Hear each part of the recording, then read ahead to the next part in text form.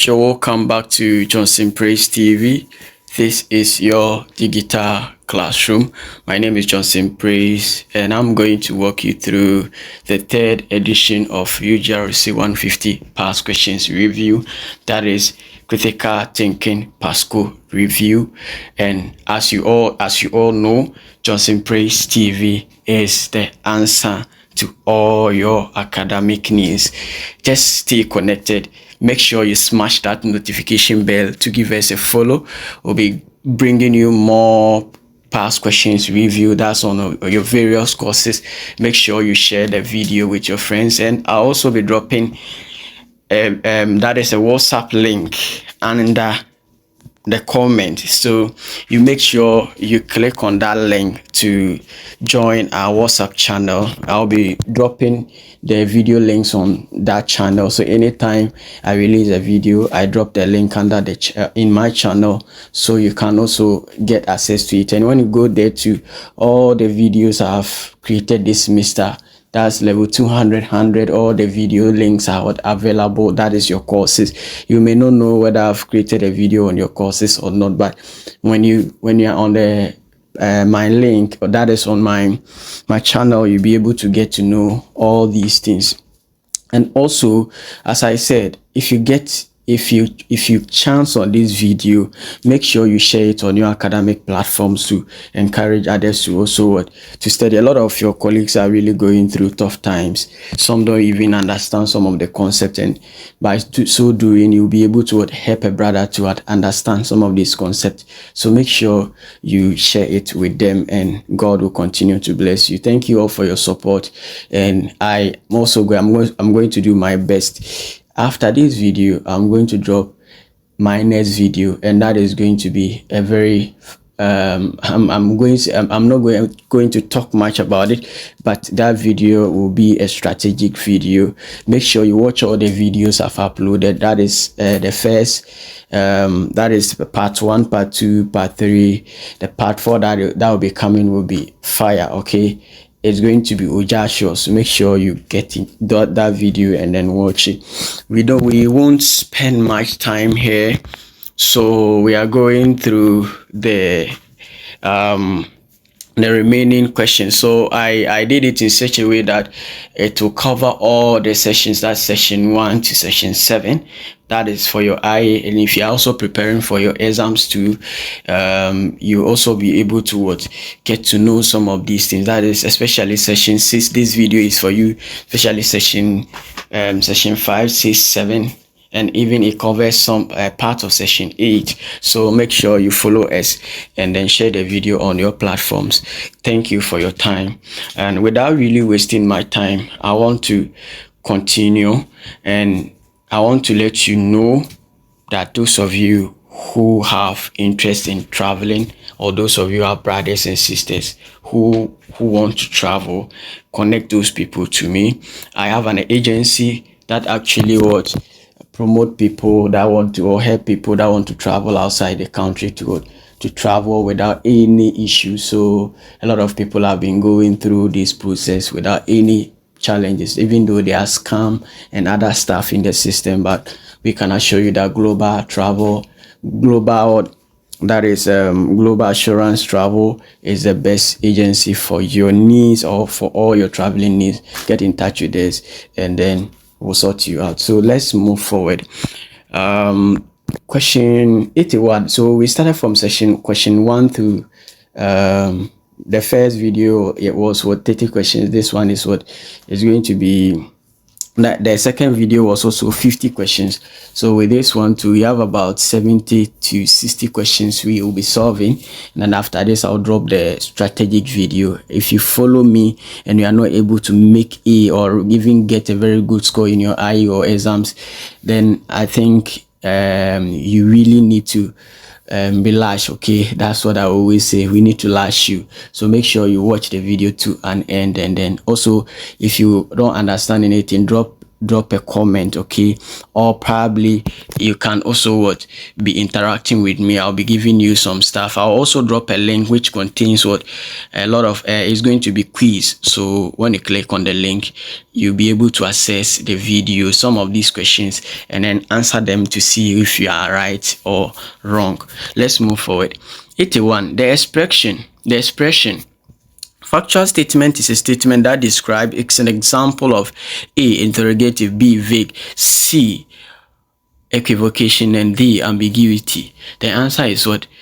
Vague. Why is it vague? Because if you say a factual statement is a statement that describes, it is not clear, it is not specific. And statements that are not clear or specific, okay, or not direct, our statement we say they are what? They are vague. If you say if someone say I'll be there in few minutes later, or I'll be there in some minutes later, okay, some minutes later, how many minutes are you going to what to take, or how long is it going to take? Okay, so you saying in some few minutes later, it is not specific. Do you understand it? So assuming you're asking someone when the person will be married, and the person just answers you by, or just the person just what answer you by saying that what, I'll be marrying very soon. If a person say I'll be marrying very soon, it is what? It is vague. So this statement is what? Vague. Let's look at 82. The expression, it's time you start investing in yourself and stop following women. They can be unpredictable and will not appreciate you in the end. It's almost 5 months since you bought new clothes for yourself, yet you change clothes for a woman every week. Remember, they might leave you if they find someone they perceive as better. Just look at examples like Samson, Mark Anthony, Bill Clinton. Don't say I didn't warn you. Invest in yourself first, and women will be drawn to you later. So this statement, which type of statement is this? Okay, this statement is an example of which statement, or a passage. It's an example of which passage. So we have polemic, we have argument, we have advice, and we also have what? Rhetoric polemic. So what is the answer? The answer is what? Rhetoric polemic. As I've already explained to you in the second video, the rhetoric polemic are they are passages that expresses someone's emotion. Okay, the person is pouring out his emotion, and it could be that the person has gone through some tough times with what women, and you could see the kind of advice he is giving. This advice may be useful to others, which also not be useful to others based on what their experiences, but the person is what talking out of his emotion. And when you see some statement like this, you should know that it is what? Rhetoric polemic. Argument, you know argument already. I've explained that one to you in my second video. If you have not watched, check my channel, the videos are available. And also with the advice too, I've already explained that one to you. Okay, sorry, advice is not part of type of what discourse, but with the with the polemic, so that is what they are only two here, argument and what? Rhetoric polemic. So that is the answer. Number 83. Normative laws prescribe how the world should be, while empirical describe how the world is. So we have what? True and then false. The answer is what? True. So with normative laws, they describe how the world should be, while the empirical laws would describe how the world is. Okay, normative describe how the world should be, and empirical is all about, it is about how the world is. So here we will say that one is what? A value judgment. The normative are what? Value judgment. And an empirical statement are also what? They are factual statement. Empirical what? Factual statement. But the normative are what? They are what? Value judgment. Because they are describing how the world should be. Do you understand? We did these things. The first video, I think I was able to go through some of these things, so you can check it. So the answer is what? Through scientific or natural laws are described as empirical. Scientific laws, okay, scientific laws or natural laws are described as what? Empirical. So it is what? True or false? True or false? So the answer is what? True. With the scientific laws, they are what? They are described as what? Empirical. Why are they empirical? You know that the empirical statements are what? Are also what? Factual statement. And the scientific laws or the natural laws, they describe how what the world is. Okay, I can see that it is raining in Kumasi. The water boils at 100 degrees Celsius. All these things are what? Scientific laws. They are what? Scientific or natural laws. So they describe how the world is. You can think about how things are really happening around you. Okay, you can think about all these things. Okay, the sun set at what? West. Okay, so the sun rises from east and what? Set at what? West. This is what? A natural scientific law, and they are all what? They are factual statement. Factual statement are what? We can verify to see whether they are true or false. So factual statements are either true or false. So we say factual statements are truth bearers. They are truth bearers. So which what? We can confirm or we can check to see whether it is true or false. If I say the sun rises at east and what? Set at what? Or ends at what? West, we can confirm if it is true or false.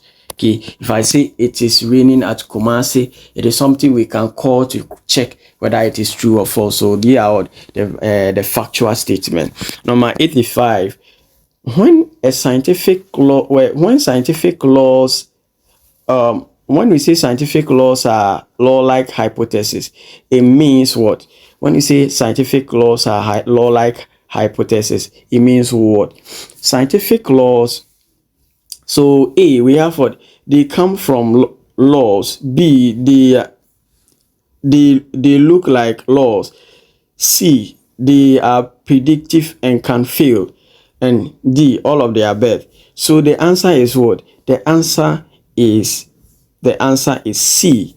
Why? Why is it C? Why? If we say they are predictions, they are what? Predictions that can fail.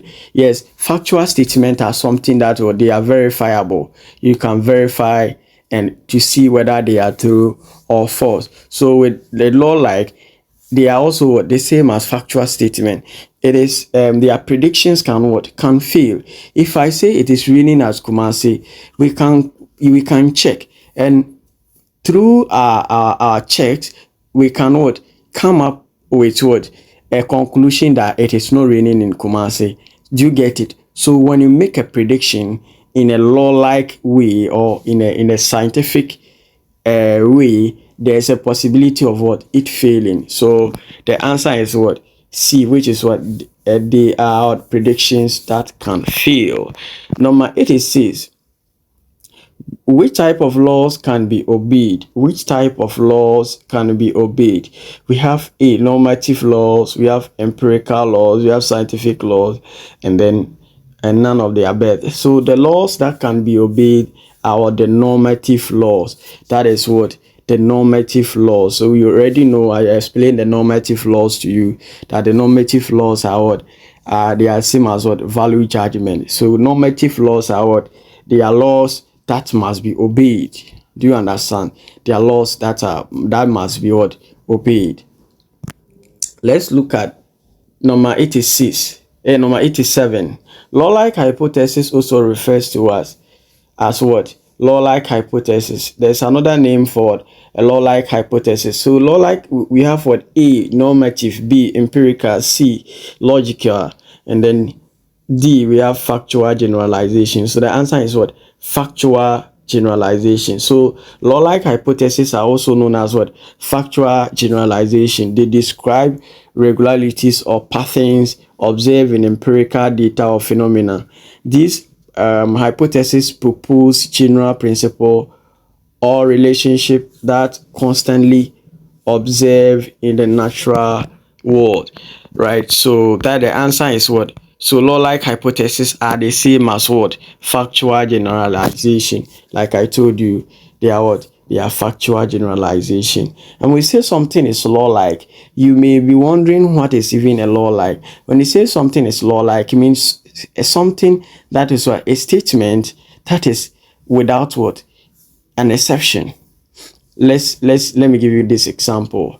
If I want to talk about an accounts in a law-like way, I won't say some accounts, or I won't leave anybody behind. I'll say all accounts are beautiful, all accounts are smart, all accounts are intelligent. If I want to talk about fantasy, all fantasies are romantic, all fantasies are brilliant, all fantasies are what? Intelligentials. So all these things that I'm talking about, they are what? They are law-like. But if I exclude some people, it becomes what? Statistical. Becomes statistical. So statistical hypothesis, some of these things, you see some statement like some boys are cheat, some women are wicked, 90% of girls in Accra are having 3 boyfriends, 20% of Ghanaians are mentally ill. You see some of these things, they are statistical. It is what? It has an exception. Do you understand it? It has an exception. We didn't say all Ghanaians are mentally ill, but we said what? 20% or few Ghanaians are mentally ill. Majority of Ghanaians are living below the poverty line, which is what? Which is $2.70 US dollars. Majority of Ghanaians are living below the poverty line. So some of these things, statements, you see, they are what? They are statistical, but those that are law-like are what? You can see all Ghanaians are poor. That one is what? It's a law-like, and I hope you understand it. Yeah, so that is how it should be. So it says what? So now we know that number 87 is what? It is C. So factual generalization. Let's look at number 88. Which of the following statements is an example of law-like generalization? We have A, metal expand when heated. B, biological sister is a female sibling. C, a whale is a mama. D, men are wicked. Number 88, drop the answer per the explanations I've given to you. If you are really following me well, please, you should be able to tell me the correct answer. So drop the answer under the comment section.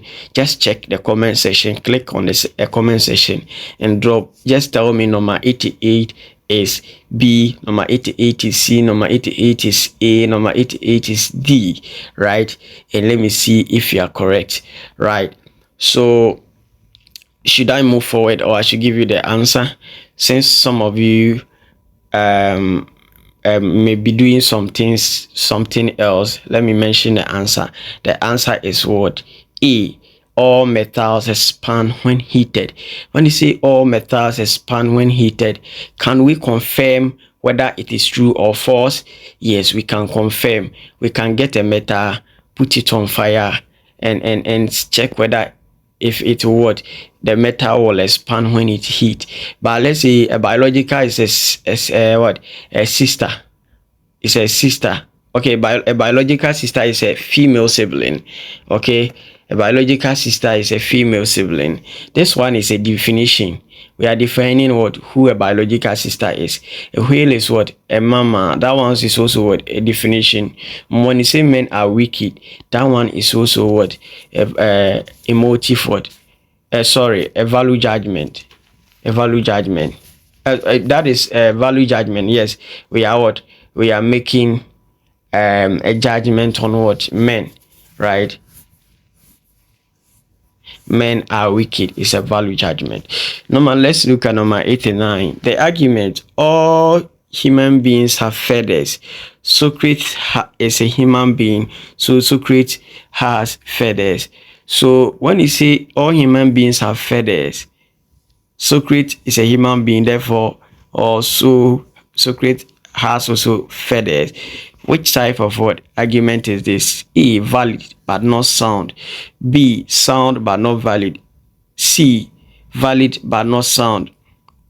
And then D, we have sound argument. So which of the option is the answer? The answer here is C. Why is it C? The answer is C because when you say something, an argument is a sound argument.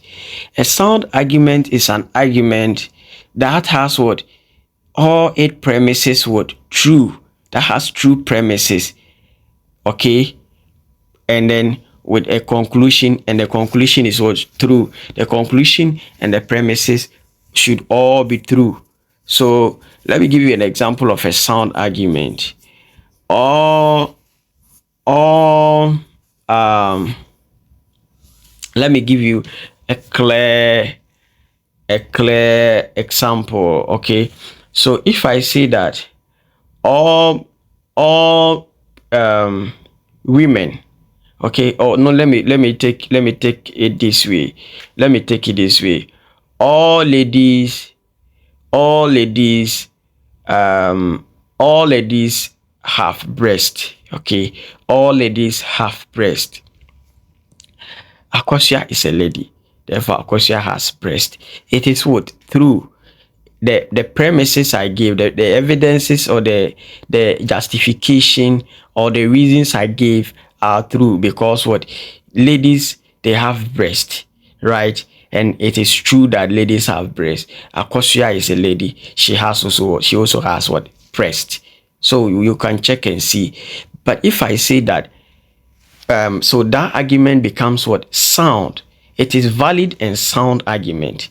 Do you get it? It is valid. Why is it valid? Because the premises and the conclusion, there's no contradiction. The premises support the conclusion.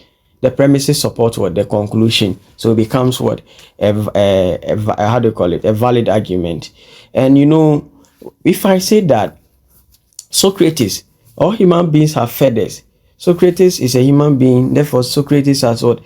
Feathers. This argument is a valid argument. Why is it a valid argument? Because it followed the patterns of what? A deductive argument. Deductive argument, what is a deductive argument? We say that with a deductive argument, if all the premises are believed to be true, then the conclusion should be true. You can never deny the conclusion. If you deny the conclusion, there will be contradictions. So example, if I say all University of Ghana students read critical thinking, okay, all University of Ghana students read critical thinking. Na is a University of Ghana student, therefore Na do not read critical thinking. There will be contradiction. Why? Because I've already said that University of Ghana student read critical thinking, and now is what? University of Ghana student. If I say now is not reading critical thinking, would there not be any contradiction, or would there not be any contradiction? Yes, there's a contradiction. Why? Because the premises and the conclusion contradict themselves. Do you get it? So such arguments are what? It is not how do you call it? It is invalid argument. This is an invalid argument. So they'll be asking you plenty questions on this valid and invalid argument, sound and unsound argument, cogent and uncogent. Okay, they'll be asking you some of these things, plenty of them. So you should be able to what? You should be able to notice all these things and then see how best you can answer them. But let me. Yes, so as you already know, a valid argument is an argument that follows the deductive pattern, okay, or the deductive argument pattern.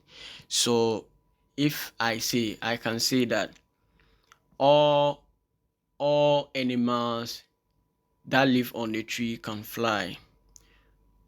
Monkey live on the tree, therefore monkey can fly. it is what? It is a valid argument. Why is it a valid argument? Because it follows what? The deductive pattern, okay? A deductive argument pattern, okay? So the premises are true. I already said that what? All animals that live on the tree can fly. Therefore, monkey live on the tree and it can what? It can fly. If I go and say monkey cannot fly, there will be what? A contradiction. Do you understand it? So it is what? It is, even though it is what, not true that monkey can fly, but it is what? Regarded as what? A valid argument. But not all valid arguments are sound. With this one, it is what? Unsound argument and a valid argument. So it is what? Valid and unsound argument. Do you understand it? Because in reality, it is not what? Possible that monkey can fly. But in what? In a deductive or in an argument form, it can what? We can believe, because the premises have already established that argument that all animals that live on the tree can fly. There is what? The conclusion must also what? Confirm, okay, or agree to the fact that monkey can fly. Because if it happens like that, if the conclusion denies it, there will be what? There will be contradiction. People will be thinking you don't even know what you are doing. So that is how the whole thing is. Just assuming you sending an issue to court, okay? They've asked you to come and defend yourself. They've asked you to come and defend yourself. So you already said that you killed someone. You've already said that you killed someone, and it is time for you to go and defend yourself. Then later on, you went to the judge and you told the judge that, oh, you didn't kill the person, you were just kidding. Do you think the judge will forgive you for that mistake that you've made? No. You're already contradicting yourself, and the judge will not believe you. So that is how a deductive argument is. So whatever that you say at the beginning, you must hold on to it till the end. So this is what we say, what it is, what a valid argument. Okay, so the example I stated, the monkey's example, that monkey live on the tree, therefore it can fly. It is what? A valid argument, but it is not sound. So for an argument to be sound, all the premises must be true. And if you say the premises must be true, it means that it should be true in reality. In reality, it should be something that what it is true. And I've given you an example. So the answer is what? Is C. Let's move to number 90. Which of the following is not a premise indicator? So we have what? Because, since, for, and as. And we have what? Or, after. The reason is that is B. And then C, we have in light of the fact that, and based on the fact that, and then we have the consequently, and we may infer that. So when you say premise indicator, they are what? They are words that normally begins, or they are words you use to indicate whether a statement is a premise or a conclusion. And some of these things you see, because he decided not to go to school, he failed his exams. Because of this, and some of these are since this, for this reason, and for, okay, you get it, all men are this. So when you see some of these things, it is telling you that this is what your premise, and every argument has to pass. Okay, they will ask you how many pass, or how many argument has how many parts. You should know that it is what true. It is two parts. Notice that argument has two parts. If it is about premise and conclusion, it's about the parts of argument and not the types or anything. It is parts.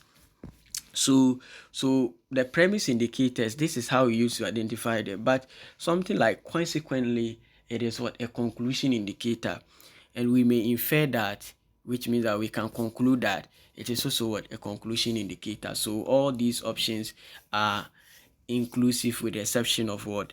D. Let's look at number 91. Which of the following is not a conclusion indicator? So with this one, you answer it for me since we've already gone through this. Number 91. Try and answer the 91 for me. So we have so, after.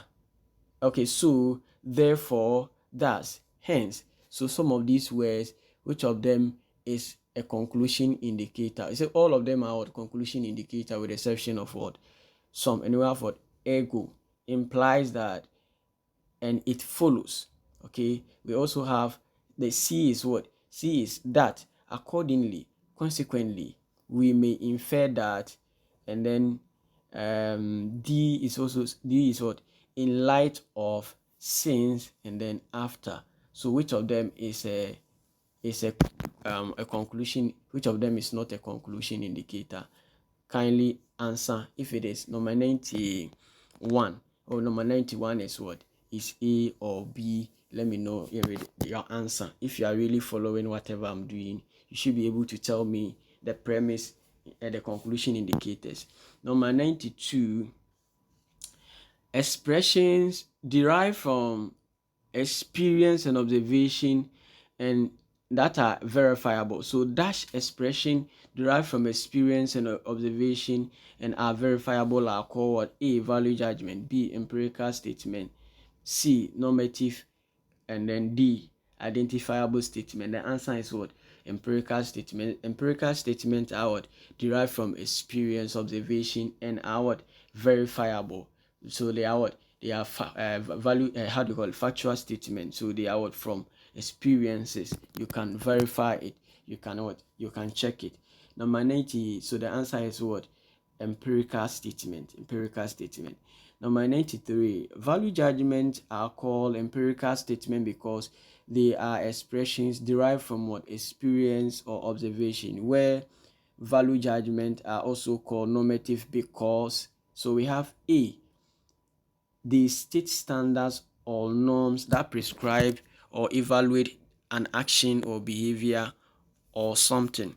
And then we B, they also what? They do not state standards or norms to prescribe or evaluate an action or behavior or something. And then we have what? It judges things, and then all of the above. So the answer is what?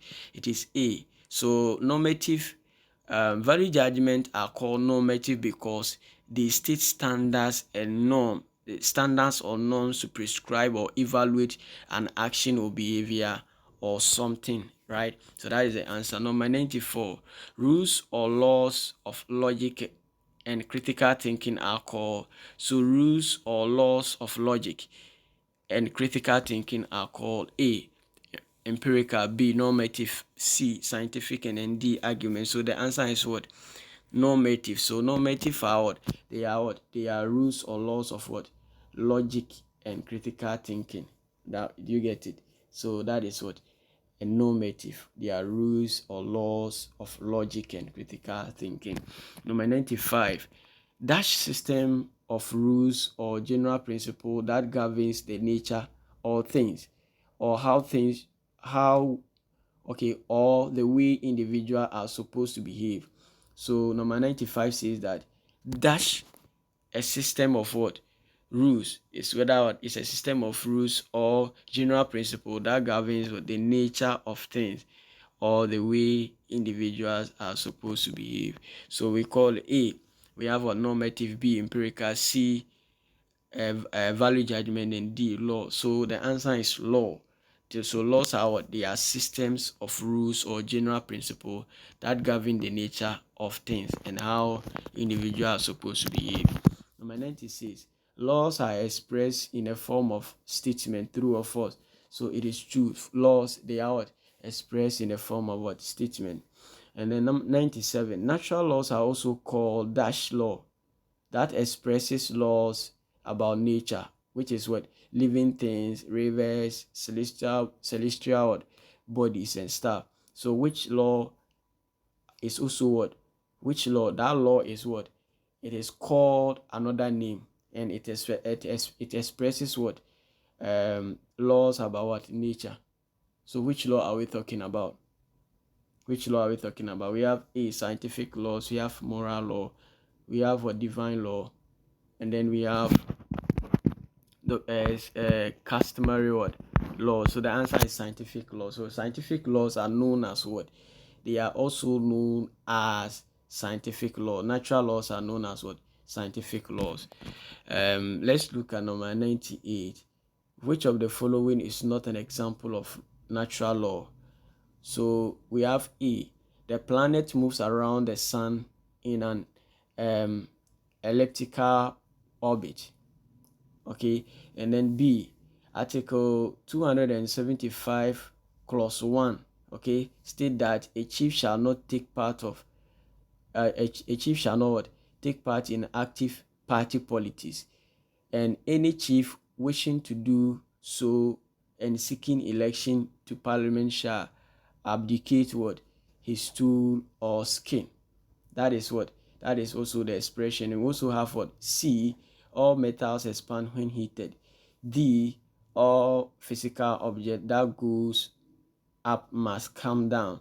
And then D, green plants use sunlight for photosynthesis. So which of them is not an example of natural law? With this one there, you should be able to tell me. So what is the answer for number 98? What is the answer for number 98? If you know, drop it under the comment section for me. Drop it under the comment section. Number 98 is this. Okay, number 98 is A, number 98 is B or C or D. Let me know the answer. So number 98 is what? Is B. It's what? The article what? 276, which what? This, which tells us how chiefs should not involve themselves in partisan politics. And if a chief wants to what? Involve himself in a partisan politics, he or she has to vacate his seat or resign in order to what? To take part in partisan politics. Do you understand it? So number 99, natural law statements have no exception and are what? Therefore called dash. They are called what? Dash. So we have what? Law like, we have evidence, we have statistical, we have syllogism. So natural laws are statements that have no exception and therefore they are called what? So they are what? They are law-like. So natural laws are what? They are law-like, right? So the answer is what? Law-like. Number 100. Since natural laws describe regularities and uniformities in patterns of events around us, they are called A, empirical, B, normative, C, statistical, and D, evidence. So natural laws, since they are what? They describe what? Regularities and uniformities in the patterns of events around us. We call them what? Empirical statements, right? They are all what? They are empirical. So the answer is what? Empirical. Number 101. Civil laws are also known as A, citizen law, B, man-made law, D, C, statutory or stationary law, and then D, we have what? Customary law. So which of them is the answer? The answer is man-made law. Man-made law. So civil laws are what? They are known as what? Man-made law or statutory what? Law. But here we had what? Stationary law. So pay attention to that. Let's look at 103. Civil laws are also backed by A, citizens, B, government, C, force, and then D, chiefs. So the civil laws are backed by the force, okay, because they are what? They are rules that governs our society. They are backed by force. If you disobey, there's a possibility of what? You being coerced into what? Doing whatever you did not want to do. If you fail to what? To honor a chief's invitation, they can come after you. Do you understand? Or police invite you and decide not to go, they can come after you because what? It is what? It is a civil law. Okay, it is backed by law, and it can what? Take advantage of that and arrest you. And also we have 103. The statement acknowledgement of chiefs as traditional custodians of lands is an example of what? A, moral law, B, customary law, C, societal norm, and then D, man-made. So the answer is what? Customary law. So with the customary laws, they are what? They are the societal ones, okay? They are what? They are backed by what? Sorry, they are what? They describe what? How we should behave in our society. Okay, so statements such as what? Acknowledgement of chiefs as traditional custodians are what? It's an example of what? customary what law. Let's look at number 104. Customary law. Okay, sorry, I made a mistake, but I didn't really add the R. Customary law are normative, true or false? So the answer is what? True. Customary laws are what? Normative. Number 105. The expression "it is wrong to kill" is an example of what? It is wrong to kill is an example of A, moral law, B, customary law, C, divine law, and then D, scientific law. So the answer is what? It's moral law. Moral law is what? It's something like that describes what how we should behave in a society. Okay, so if someone say it is wrong to kill, it is example of what? Moral law. Let's look at 106. The principles or rules of thinking that are required in order to move from a statement that are accepted as true to further statement which by all means will necessarily also be true, since they follow from what? The premises that were assumed to be true from the onset. So we have what? Moral law, we have mathematical law, we have statutory law, and we have what? We have logical law. So principles or rules of what? Rules for thinking is known as what? Logical law. They are what? Logical law. So the answer is D, logical law.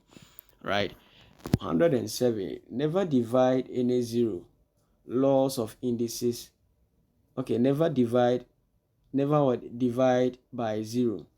Laws of indices are all general rules. Are all what? They are all general rules of mathematical practices. So this is an example of what?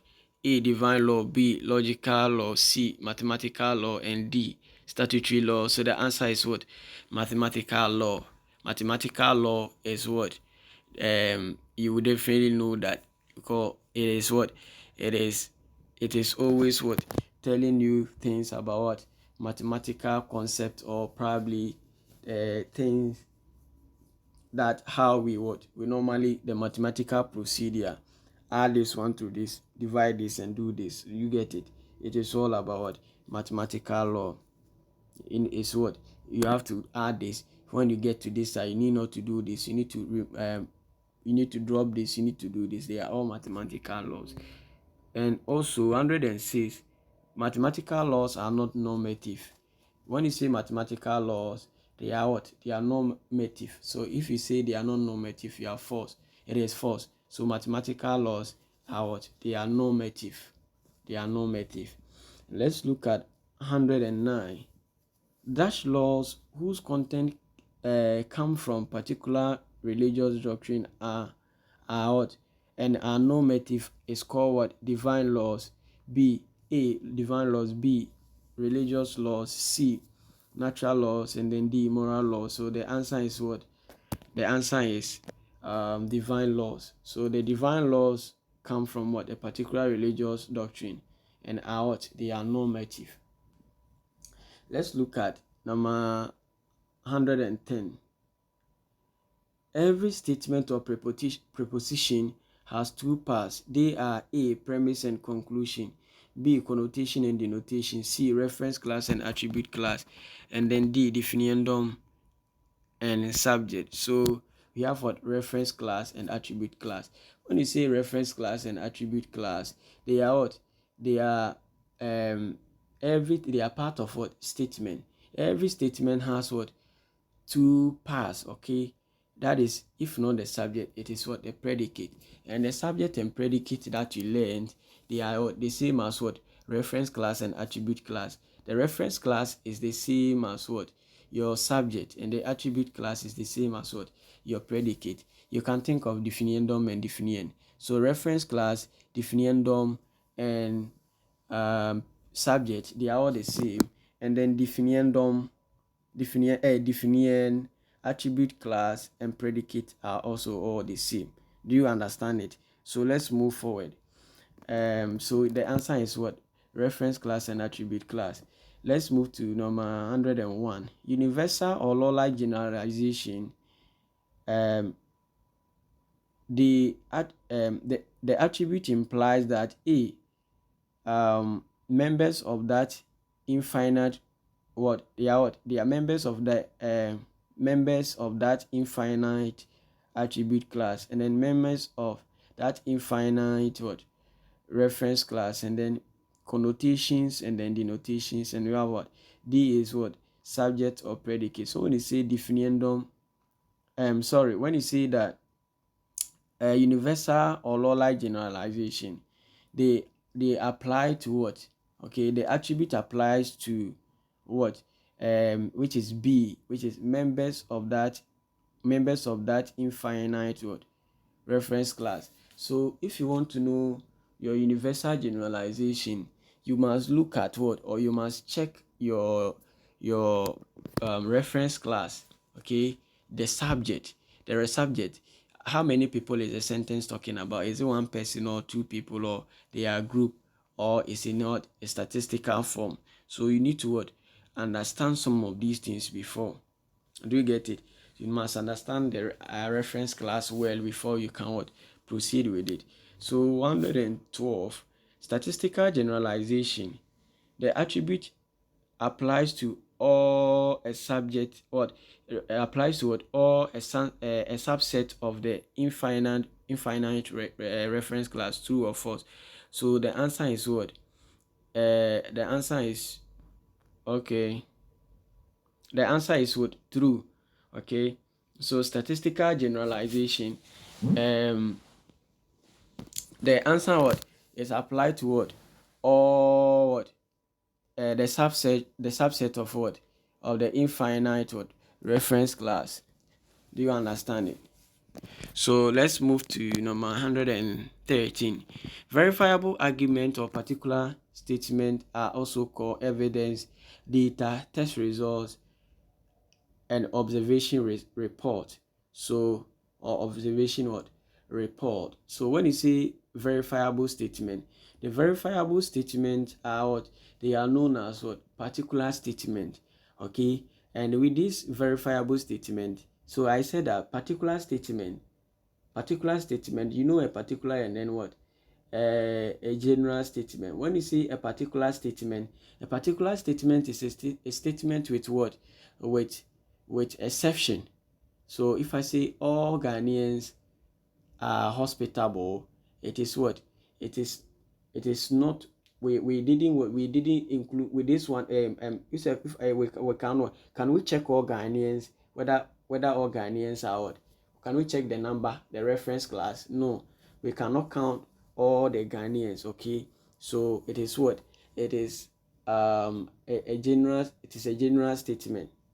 It's a general statement. So if you can count the reference class and know the number, then we say it is a general. It is a particular statement. But if you cannot determine the number of people in that statement, we say it's a particular statement. So if I say Kofi is a boy, it is how many people are we talking about? It's only one. So it becomes my particular a particular statement. Yes. And if I say Kofi and Amma are going to school, we are talking about only two people, and they are they are particular statement. But if I say that some Ghanaians are wicked, there's some here, no, we cannot count all those Ghanaians that we think they are wicked. The sum makes it it makes it a general statement. Okay, a general statement. So now that you know general statement, let's look at the question here. It says verifiable statement or particular statement are called evidence, data, test results, and observation report, and so it is research findings. So research findings are also part of the particular statement or the general how do you call it, or the verifiable statement. Number 114. Few Ghanaians are allergic to pineapples. Few Ghanaians are allergic to pineapple. So which one is the answer? So when we say that a verifiable statement, verifiable statement is the same as your particular statement, right? And then a confirmable statement is also known as what? The general statement. Okay, confirmable statement. When you say it is a confirmable statement, it is the same as what? It is the same as a confirmable statement. It is what? It means that a statement which reference class is indeterminate, okay, or which reference class is uncountable. If I say all Ghanaians are good. All the Ghanaians, how many Ghanaians are we talking about? You don't know the number of Ghanaians you are talking about. So it becomes what? A confirmable or a general statement. Do you get it? So here we say that few Ghanaians are allergic to pineapple. What will be the answer? Number 104. If you understand what I'm discussing with you, what will be the answer? Few Ghanaians are allergic to pineapples. What will be the answer? The word few there, can we count those few Ghanaians you are talking about? Can we count them? How do we count them? So since we cannot count them, it is what? It is a confirmable statement. Sorry, a verifiable statement. Okay, it is a verifiable statement or particular statement. So a verifiable. Oh, sorry. The answer is what? A confirmable statement.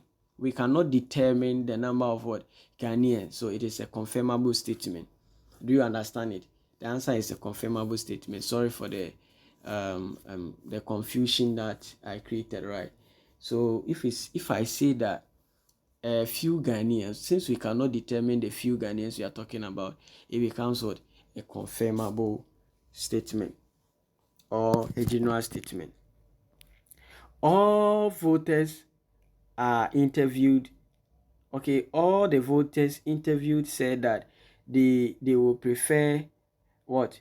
A recount of the ballot. All the voters we what? We interviewed what? Prefer that what? They will, all the voters interviewed said that they would prefer a recount of the ballot. So since we were counted them, okay, I said that all the voters we interviewed, so it means that we can count them. So it becomes what? A confirmable, a verifiable statement. It is a verifiable statement. Do you get it? A verifiable, a particular statement. So that is the answer. We can count them. Do you understand? So let me give you a try question. Try question 1. So when you're answering, just write try question 1. If I say few, now a portion, okay, a portion of taxi drivers in Accra can speak French. A portion of what? Taxi drivers in Accra can speak French.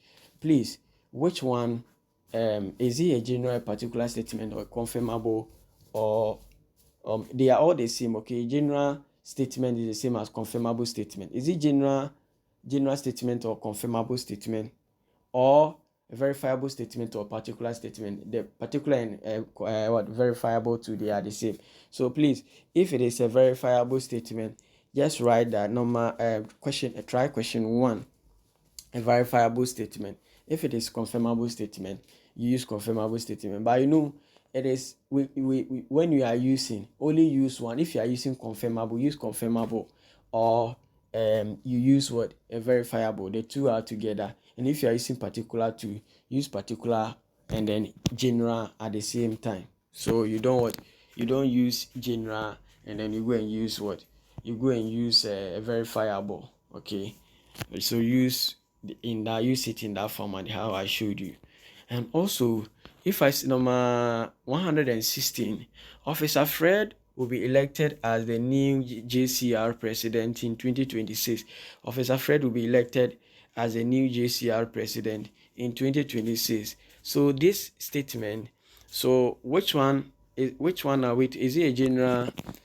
So let me focus on what is it, a general or a particular statement? The general and particular statement, you know that they are what? They are related to confirmable and what? Verifiable statement. So what we are talking about, is it a general statement or a particular? We are talking about, let's look at the reference class.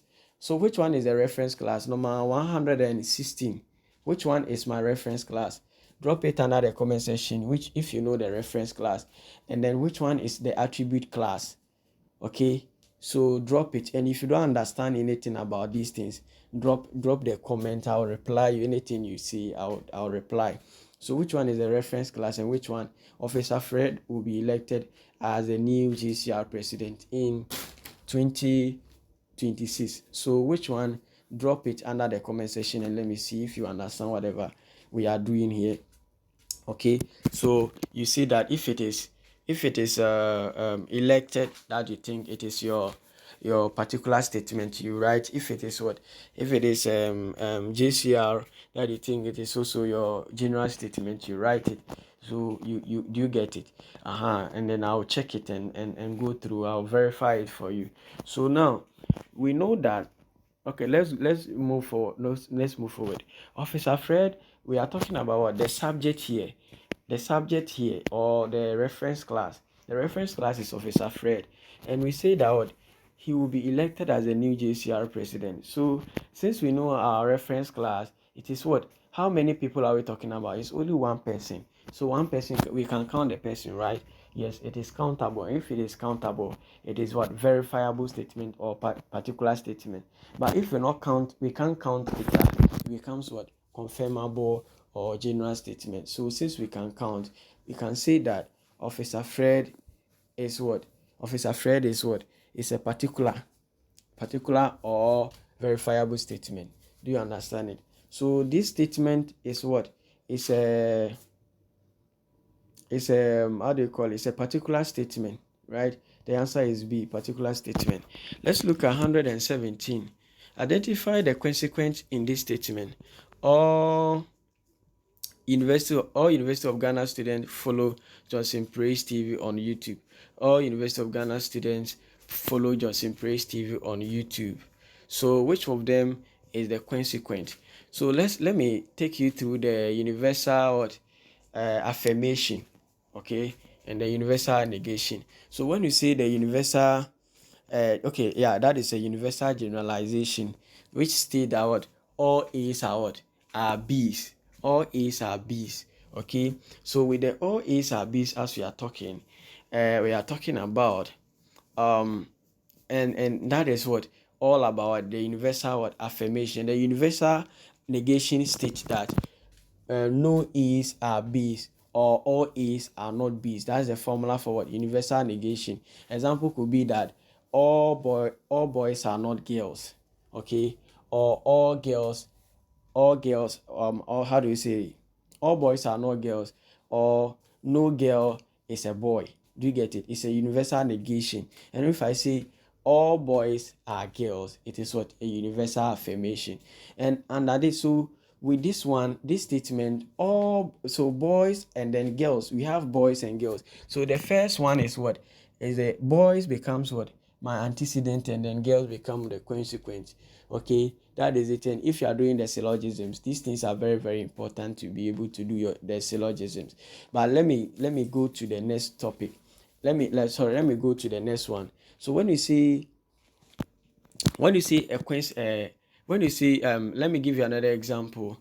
If you follow me on YouTube, then you are going to what?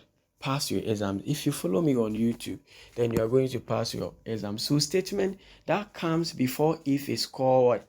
It is called the antecedent. And statement that comes before then becomes what? The consequence. Yeah, statement that comes before if is called antecedent, and statement that comes before after, okay, a statement that comes what? Before then, rather. So statement, we have statement that comes right after if, it is called what? The antecedent. And then statement that comes after then becomes what? The consequent. So if I say, if you follow me on YouTube, then you what? You pass your exams, which means that follow me on YouTube becomes what? My antecedent. Is that not it? Follow me on YouTube becomes what? The antecedent. And I said what? Then you pass your exam. So which means that where that comes after then becomes what? The consequent.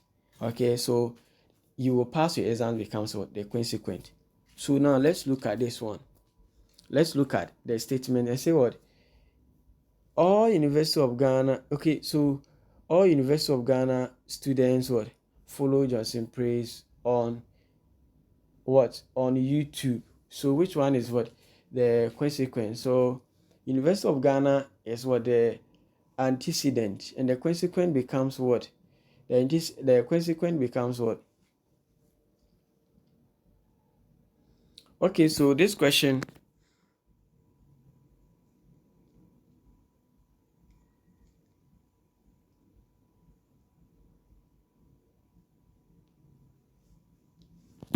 so the answer is what? Johnson Praise TV on YouTube. Okay, I didn't add the YouTube, so Johnson Praise TV on YouTube becomes what the answer. It's not all level 100 students, not level 100 students, and the answer is what? Johnson Praise TV on YouTube becomes what the consequence. Let's look at number 118. The following, okay, 18 says that which of the following statement is a conditional statement?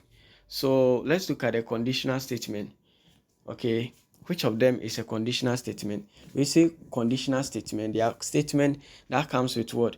Condition. You know already condition. Oh, if you do this for me, I'll do this. Even in the Bible, you know that God will tell you that, oh, if you what? Obey my commandment, I will bless you if you do this. So statement that comes with if and then, they are called conditional statements. So let's look at this. Please check the options. Which one is a conditional statement? Number 118. Which of the following is a conditional statement? We have what? Johnson Praise. Subscribe to Johnson Praise TV. B. Johnson Praise TV is the best. C. If you subscribe to Johnson Praise TV, you will pass your exams. Or if you subscribe to Johnson Praise TV, then you will pass what? Your exams. And then we have what? If you like, subscribe to Johnson Praise TV. So which one is a conditional statement here? Drop it under the comment section. Number 118, drop it under the comment section and let me see which one. If you really understand whatever we are doing here, you should be able to what? Identify it. So the conditional statement here is what?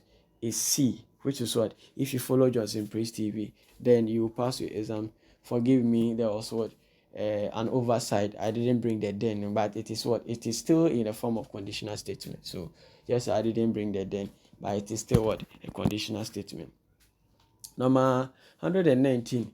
Modus ponens is the same as A, affirming the antecedent, B, affirming the consequent, C, denying the antecedent, and then D, denying the consequent. So when you say modus ponens is what? In the form of a deductive argument, and it is what? The same as what? Affirming the consequent. As I already told you, all boys are girls. We know that boys is the antecedent and girls are what? The consequent. Do you get it? So the first thing that comes is what? You already forget, ignore the order. The words that come, the subject, okay, that comes first becomes what? Your antecedent, and then the other one becomes the consequence. So we know that all boys are what? Or I let me give you the example. Okay, example is what? All boys are what? Are good. Okay, let's use this example. All boys are good. So now, as I said, all boys are good. Boys becomes what? The antecedent, and then good. Okay, I say they are what? They are good. So the good becomes the consequent. So if I say that affirming the antecedent, if I want to form a sentence, so I'll say that all boys are good. Okay, all boys are good. Akwasi is a boy. Do you get it? So you see the antecedent, which is the first one, I've affirmed it because I use Akwasi to represent what? To represent a boy. Do you get it? So I have affirmed the first one. Akwasi is a boy, therefore Akwasi is good. That is the A. So I affirm the A, which what? That is it. But I can decide, if you also decide to affirm the antecedent, okay, that one becomes a fallacy of what? Affirming what? The consequent, okay? The fallacy of affirming the consequent. If you decide to affirm the consequent, if I say that, so all boys are good, so and that is what? the boys becomes what, the A, and then the B becomes what, good. So I can say that all boys are good. Okay, all boys are good. Akwasi, all boys are good. Okay, all boys are good.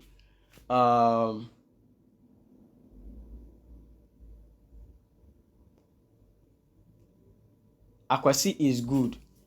Okay, all boys are good. Okay, Akwasi is good, therefore Akwasi is a boy. Do you get this? Becomes what, a fallacy? Do you understand it? A fallacy of what? Affirming the consequent. Let's move to normal. So the answer is what? A. That is affirming the antecedent. Let's move to normal. So you know the modus ponens now. You can do more practice about it using this formula. So it goes like this: all A's are B. This is A. Then this is what? B. That is the formula you use to do it. Let's move to 120. Negating the consequent is referred to as what? Negating the consequences. So we have what? Modus ponens. We have B, modus tollens, C, hypothetical syllogism, and D, disjunctive syllogism. So the answer here is what? Modus tollens. Modus tollens. Modus tollens is negating. Okay, when you say you negate it, it has to go, it goes with what? The universal negation. All A's are not B's, or all no A is B. So let's go with this one. So we say that we are going to negate what? We are going to negate, which is what? The consequent. So we say that all boys are good.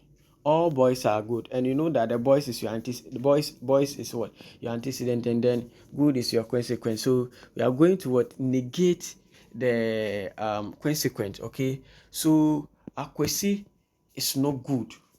Akwesi is not good. Okay, so I have negated what? The consequent, which is what? Good. Okay, so therefore Akwesi is not a boy. That is so the formula goes by this: all A's are B's. This is not B, therefore this is not A. Or if it's, you can say that all A's are what? B's, not B, not A. You get it? That is what modus tollens. So let's look at number 121. Convert this statement to modus tollens. Okay, convert this statement to what? Modus tollens. All mangoes are fruit. This is a mango, so it is fruit. So when they say all mangoes are fruit, this is they will be giving these things in the exams. Okay, so you should be able to do it. All mangoes are fruit. This is what? This is what? This is a mango, therefore this is fruit. So let's convert this one to what? Hypothetical syllogism. So here, when you take it out, which one is your antecedent? The antecedent is mango, and then fruit is what? Your consequent. So how do we now convert this one? So now you know that your mango is your antecedent and fruit is your consequent, and this the how do you call it? The modus tollens says that what? It is all about what? Negating the consequent. We say that all mangoes are fruit. Okay, this is not okay. I can say that all mangoes are fruit. This is not mango, therefore this is not fruit. Okay, so that is what modus tollens. Do you understand? Number 22. Which type of syllogism is this? All mangoes are fruit. All fruit are edible. So all mangoes are edible.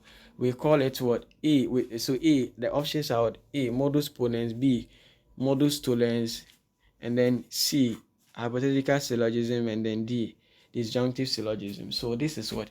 A hypothetical syllogism. So hypothetical syllogism go with this formula. That is what? All A's are what? All A's are B's. Okay, all A's are what? B's, and all C's are what? How do you call it? And all B's are C's. So it is what? All A's are B's, all B's are C's, and therefore all A's are what? C's. So that is the formula for what? Hypothetical syllogism. So that is the answer. Number 123. Which of the following is a fallacy? Okay, so which type of fallacy is this? Every table is a furniture. every chair is a furniture, so every table is a chair. This is what A. We have what A. Fallacy of affirming the consequent. B. Fallacy of denying or negating the antecedent. And then C. Informal fallacy. Then D. False hypothetical syllogism. It is a false hypothetical syllogism.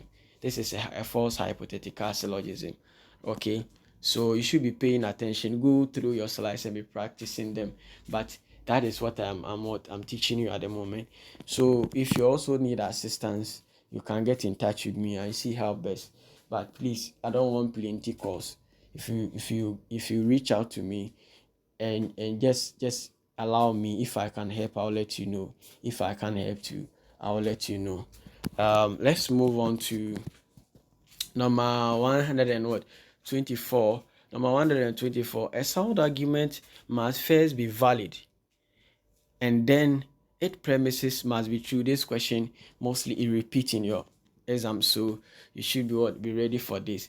A sound argument must first be valid, and then its premises must be true. So I have already explained.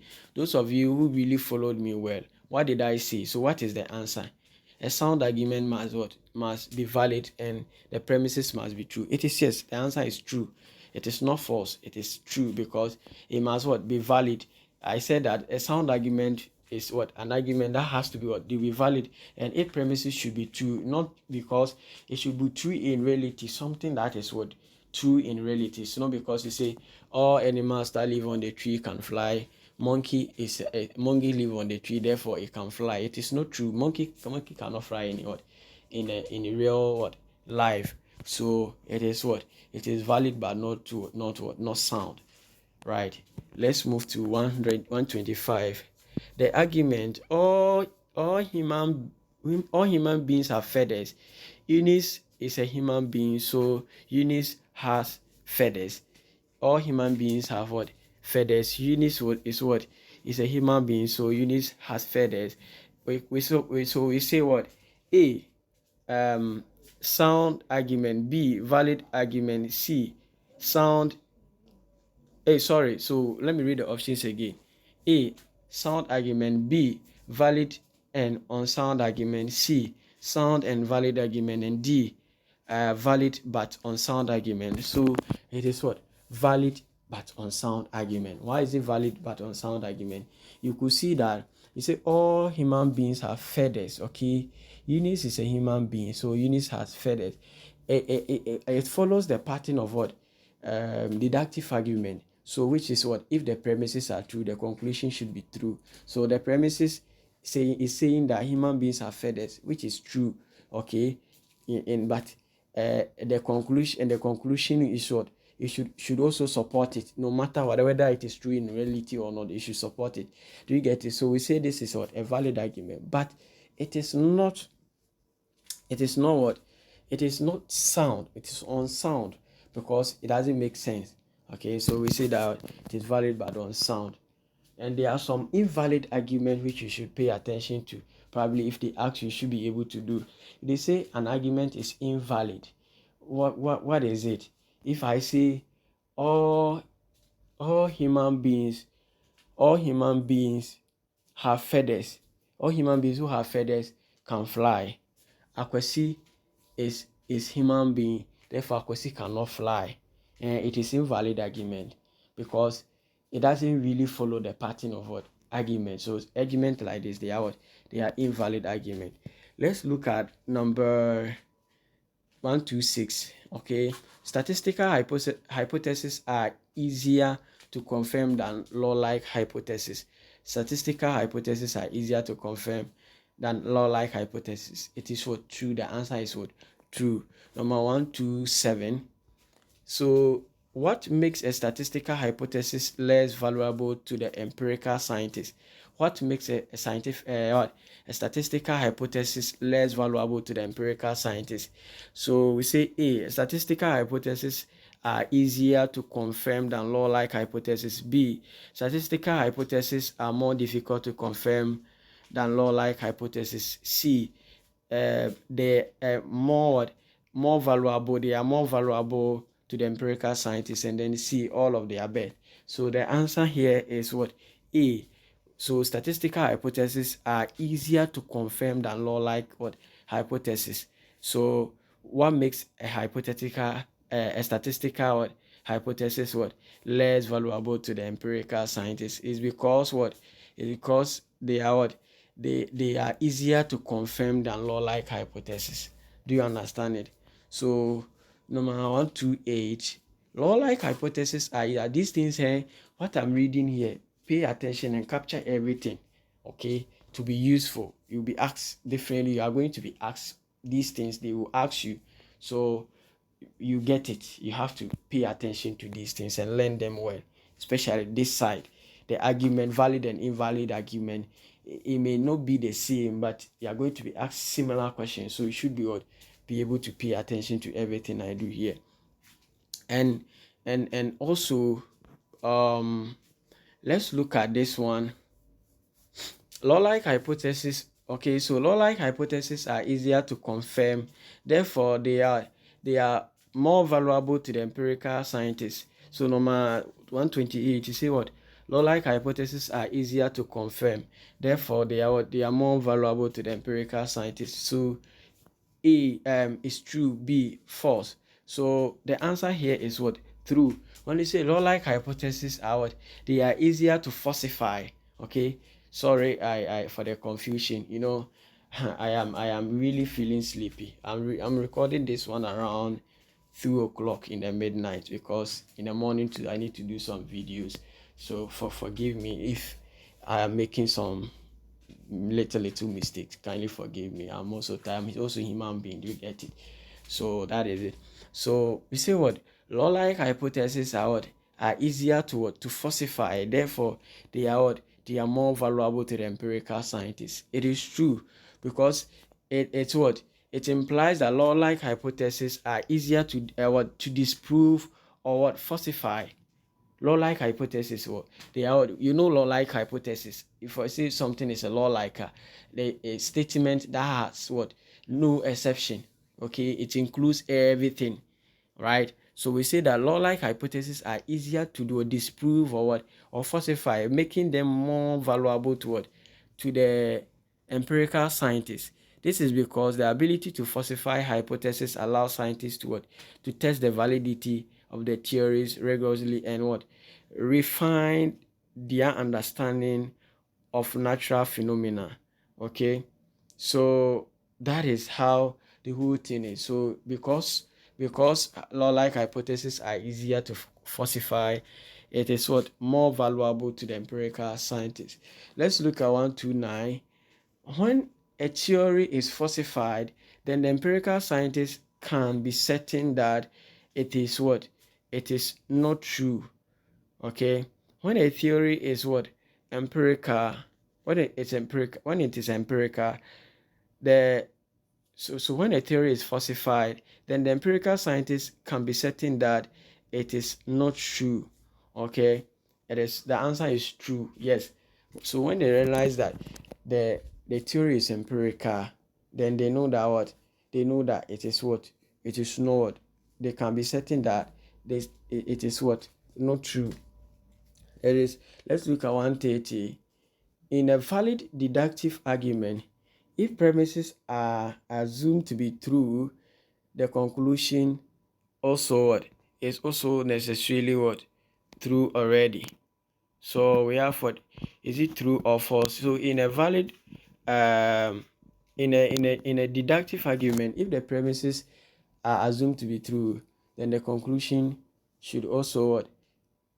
Should be true. It is what? Correct. So in every valid argument or deductive argument, if the premises are believed to be true, the conclusion should be true. That is a deductive. But in an inductive argument, if the premises are true, you can't deny the conclusion. The conclusion can still be what? Be false. So if I say some Ghanaians are beautiful, Mr. Beautiful is a Ghanaian. Therefore, Mr. Beautiful is not beautiful. You know, it is what? The answer, the conclusion has rejected the evidence, okay, the claim. But it is what? it is still what? It is still, the answer could be what? Be true or false. With a deductive argument, the answer could be true or false. If the answer could be true or false, it is what? An inductive argument. But if you reject the answer and there will be contradiction, then we say it is what? A deductive argument. Do you understand it? So that is the difference between inductive and deductive. If you see, if you reject the conclusion and there is a contradiction, it is what? It is it is a deductive argument. But if you reject the conclusion and it is still what? There's no what? Any contradiction, then we say what? It's an inductive argument. So let's look at number 131.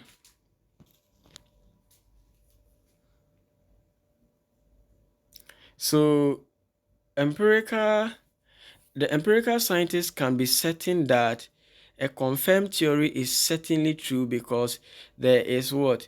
There is always a possibility that we may encounter a counterfactual. This one, pay attention to this question very well.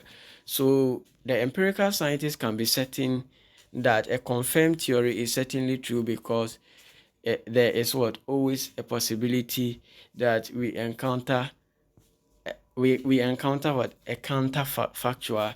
It is what? It is false. So empirical scientists what? Cannot be certain. That is the right word. The empirical scientists cannot be certain that a confirmed theory is certainly true because there is what? Always a possibility that we may encounter a counterfactual, right? So that is the correct answer. Let's look at number 132. Law-like generalizations are more valuable. Next to what? Statistical generalization. And then, so which one is next? So we have A, verifiable statement, B, empirical statement, C, explicit statement, and then D, implicit statement. So it is what? Empirical statement. Empirical statement. So the answer is what? B. So law-like generalization are more valuable. Next what? Statistical generalization and then empirical. So the scientists what? They value what? The law-like generalizations followed by what? The statistical and then the empirical. Let's look at 133. To be a scientific, it is to be capable of being true or false. This is to say that it is testable. Is it true or false? So for a statement to be what? A scientific, then it is capable of being true or false. Okay? Then we say that it is what? It is testable. So the answer is what? True. So scientific statement is what? Is capable of what? Being true or false. Right? 134. Certainty. So we are doing 70 questions and we'll be finishing very soon, right? Certainty is a virtue in science. Uncertainty is a virtue in science. So the answer here is what? It's false. Uncertainty is a virtue in science. So the answer is what? False. Let's look at 135. A statement that cannot be false is dash. Okay, a statement that cannot be false is what? Is which statement? We have what? A, falsifiability. B, tautologous. Okay, and then we have what? C, pseudoscientific, and then D, empirical. So what is the answer? If you know the answer, drop the comment. Drop it. 135. Which one is the answer? So the answer here is pseudoscientific. Pseudoscientific. Why is it pseudoscientific? Pseudoscientific statements are what? They are statements that cannot be false. Right?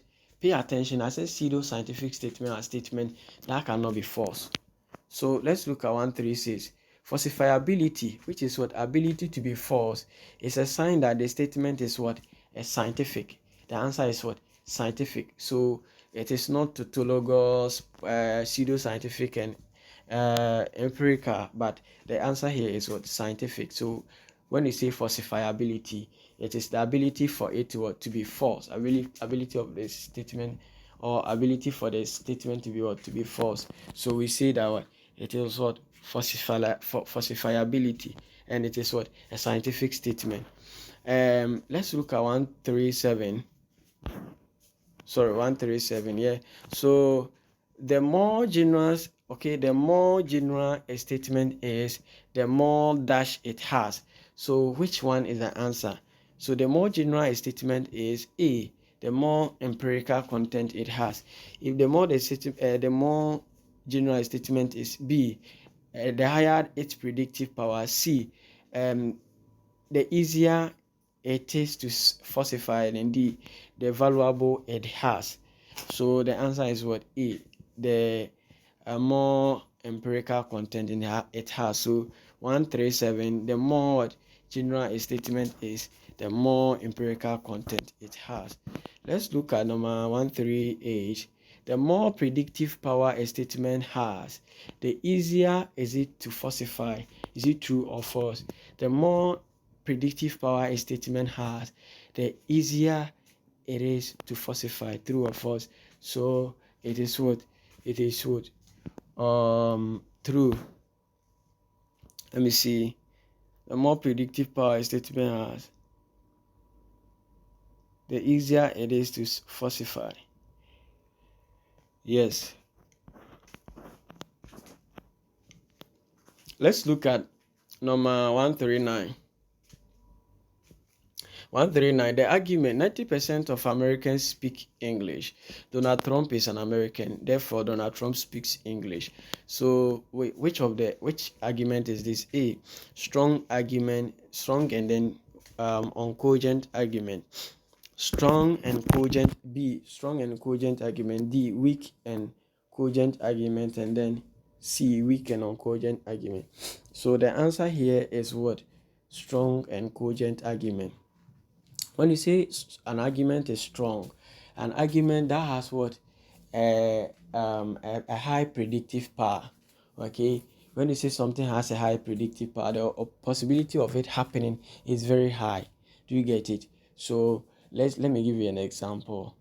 If I say it has been raining every Friday, okay, this Friday it is what? Going to rain, or it's likely that it will rain. Such statement, it has what? It has a high predictive power, and it's a strong argument.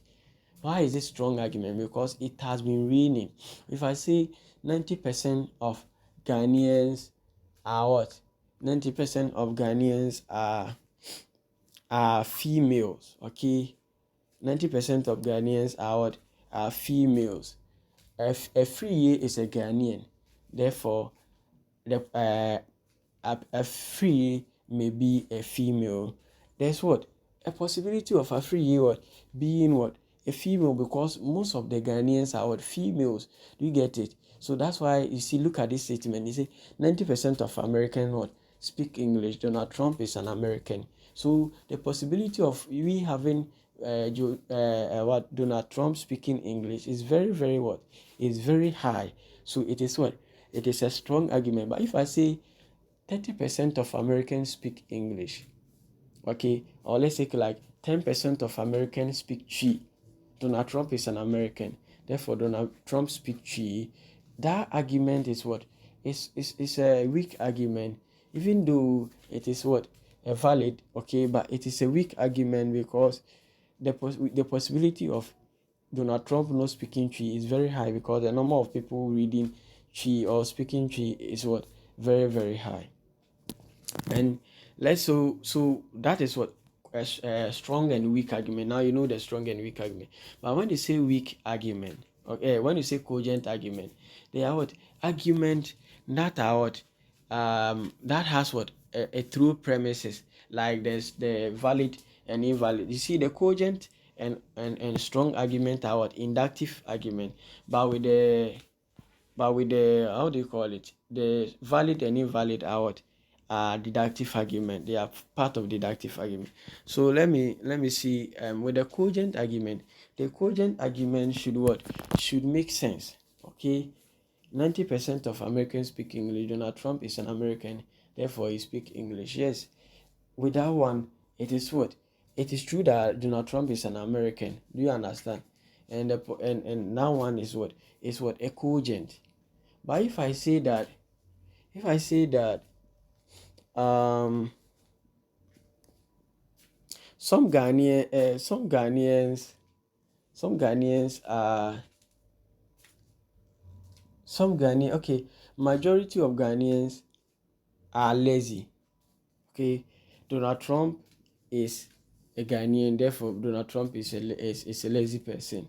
With this argument, it is what? It is uncogent, because it is what? Not true. Even though and I say what? Some Ghanaians are what? Okay, let me see, like 90% of Ghanaian, no, 20% of Ghanaian. With this one, it is what? It is what? Uncogent and unsound. Do you understand it? So please now be practicing all these things I'm doing with you, and it will help you. Do you get it? I'm trying my best, but I can't do everything for you. So be practicing on these days so you will become abreast with it. But I'll drop a comment, I'll drop a quiz link on under the comment section, but not now. By Wednesday it will be ready by Wednesday, so you can check it up and then see how best we can go about it. So let's look at number 140. It says that the passage that contains a single conclusion that is presented as a what? A logical consequence for reasons. Okay, this is what number 140. A statement that contains a single premise. Okay, a single premise, and that is what? Presented as a logical consequence of reasons or premises or evidence of it is what we call what? It is what we call it is called argument. So okay, the answer is what? Argument. The answer is argument.